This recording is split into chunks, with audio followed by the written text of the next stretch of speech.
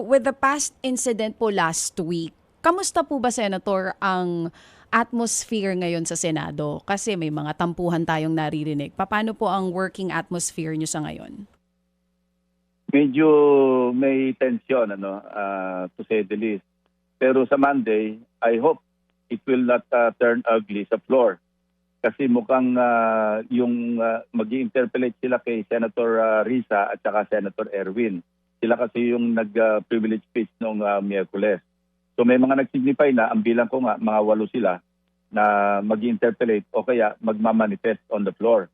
And depende sa tono ng kanilang interpellation o kanilang manifestation, yun na magdi-define kung ano yung magiging takbo ng aming session sa Lunes. Senator, marami nga po ang nagtatanong kasi nangyari May 13, nakapanayan po namin kayo nung Biyernes, May 15, meron na ho kayong reaksyon din, sumapit po yung Sabado at Linggo.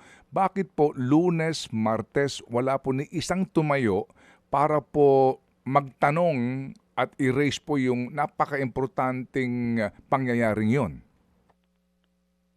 Si Senator Bam Aquino, nag-file na siya ng resolution na magkaroon ng inquiry yung Senado. As early as last week pa yon, yung pagkatapos ng insidente. Hindi lang ito na-tackle sa floor. Ngayon, kaya nga tumayo si Senator Risa at saka si Senator Erwin. At yun ang pinagsimula ng panibagong sigalot kasi nagkaroon ng misinterpretation. Ako narinig ko mismo yung pahayag o yung konteksto noong parang wala nangyari na praise ni statement ni Senator Risa. Maliwanag doon, ang nire-refer niya yung sa ngayon, para bang bakit hindi tayo kumikilos ang liderato na para bang walang nangyari.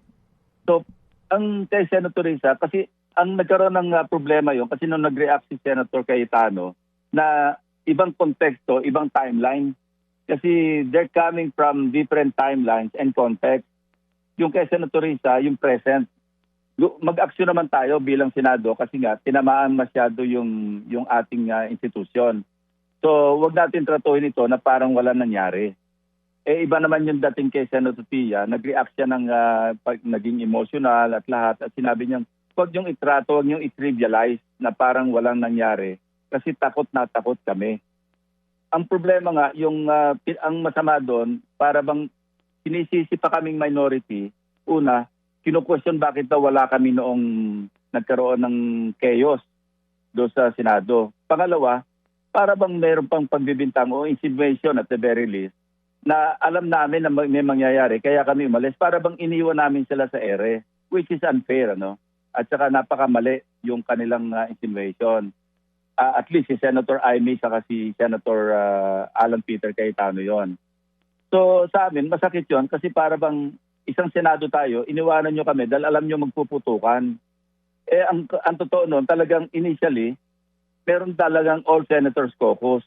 Pero binago yon, naging majority na lang yung caucus. So anong gagawin namin doon? Ako, umalis ako, nakalagado sa mga lahat ng alis ng senador, 724. Pero kinurag ko pa ngayon kasi umalis ako 6:12 or 6:18. Kasi nga, wala naman kaming gagawin. Actually, sinabihan ko pa yung mga staff ko, baka abutin kayo ng lockdown kasi parang nararamdaman na namin na nagsisimula ng i-lockdown yung Senado for some reason.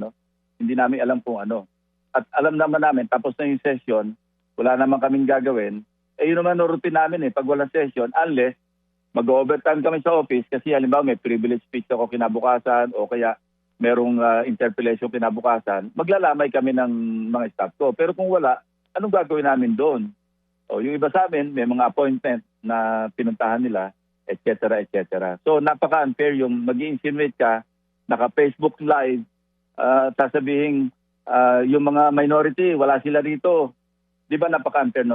Mga kapatid, patuloy po kayong tumutok sa 105.9 True FM para sa totoong balita, impormasyon, music and entertainment. Mag-subscribe sa aming YouTube channel at podcast at sundan nyo kami sa Facebook, Instagram, X at TikTok sa True Network PH.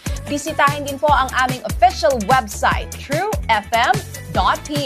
At panoorin din kami sa True TV Signal, Channel 19. Kami po ang 105.9 True FM.